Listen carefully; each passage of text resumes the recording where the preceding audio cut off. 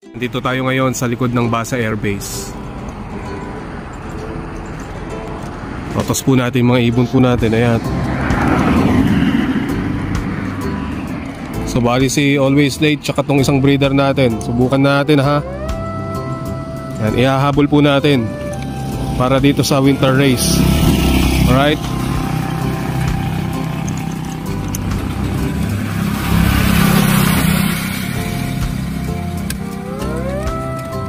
Labas.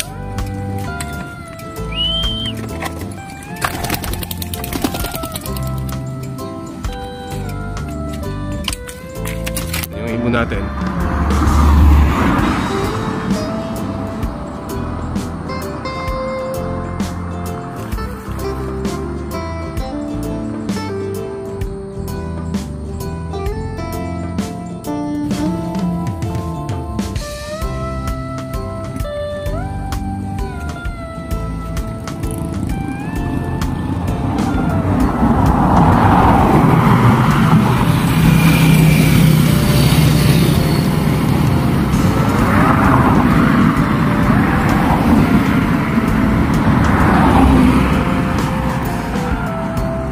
Yan, bigla nang nawala.